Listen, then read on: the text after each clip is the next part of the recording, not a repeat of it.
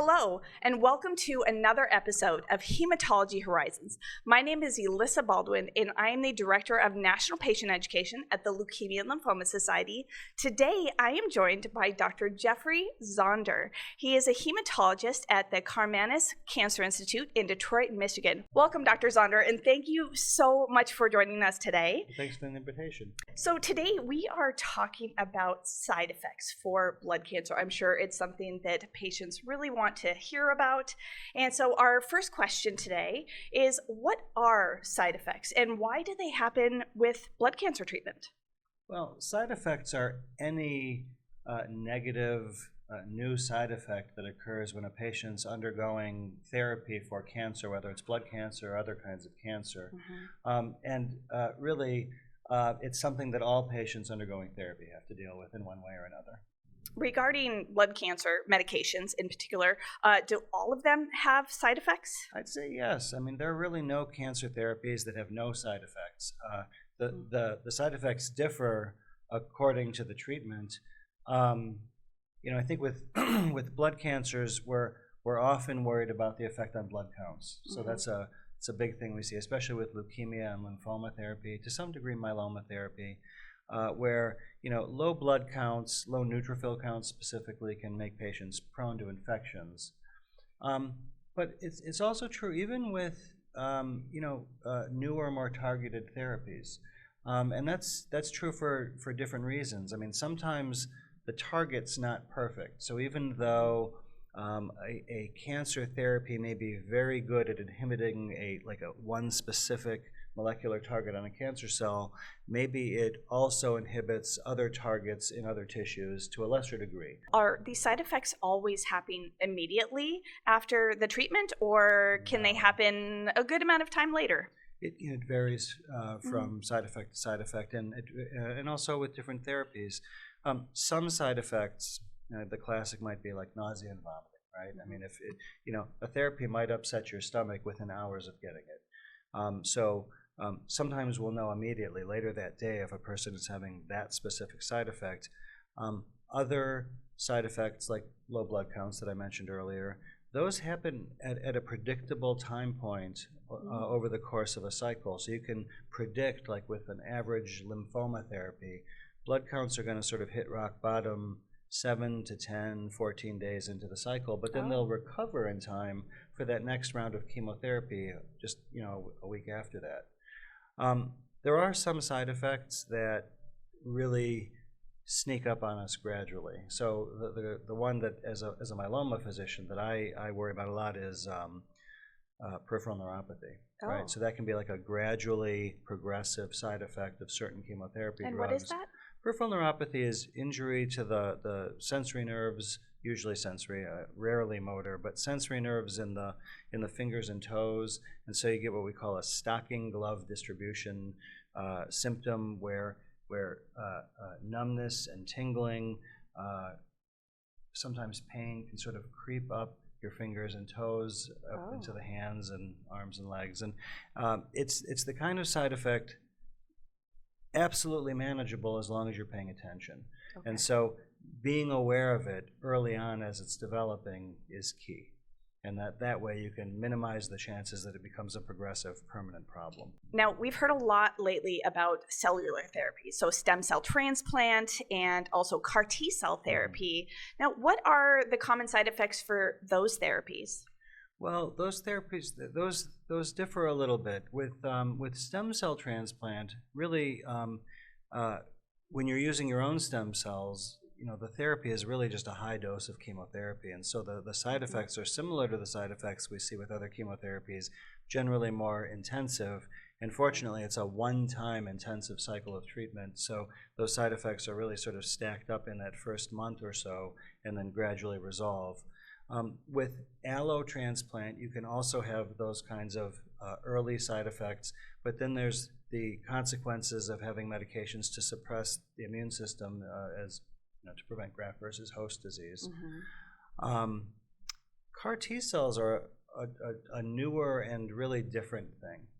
CAR T cells are patients' immune cells collected, modified, and then given back. They're modified so that the immune cells can actually recognize the cancer cells, and they become like a living, active anti-cancer therapy. When you give those cells back, there are certain side effects that we really have to be on the lookout for. So one is called cytokine release, which is an inflammatory immune reaction that usually happens quite early on in the course of somebody's treatment. That can be fever, chills, low blood pressure, sometimes breathing problems. If the symptoms are severe enough, it needs to be managed in the hospital. Sometimes it can be managed as an outpatient. Sometimes there are some late neurologic side effects that give you problems with balance and movement, almost like Parkinsonian type symptoms. That happens with some CAR T cells, and when that happens, that's problematic. So when we're talking about late side effects, how much later than the treatment are we talking about? Sometimes it can be months after the treatment. Those late neuro side effects happen in a small minority of patients, but you have to be on the lookout for them, because if they, when they happen, they need to be recognized. Okay. A more common long-term side effect with the cellular therapies is low blood counts. So sometimes you can have even transfusion requiring problems with your hemoglobin, with your platelets. You can have very low white blood cells. In addition to the low white blood cells, you often have impaired antibody production. And so between the low antibody levels and the low white blood cell counts, patients after CAR T cells can be prone to unusual infections. Okay. Now, a little bit earlier, you mentioned graft-versus-host disease. Could you tell our listeners what that is? GVHD stands for graft-versus-host disease. What that means is when somebody has had an allogeneic stem cell transplant, where they are being treated with donor cells, somebody else's immune cells, or stem cells, including immune cells, against their cancer. Those cells, part of the strength of that kind of transplant is the donor's immune cells can have a suppressive effect against the recipient's cancer. So it does make it a very powerful type of transplant, but those cells, being somebody else's, correctly recognizes the recipient's tissues as foreign. And so it's a double-edged sword. That same immune response can occur against donor tissue or recipient tissues. So when that happens, you can get inflammation of those tissues. You can get injury to the gut, the liver, the skin, other organs, the eyes, the lungs. I mean, it's really it's an important side effect and complication of allogeneic stem cell transplant.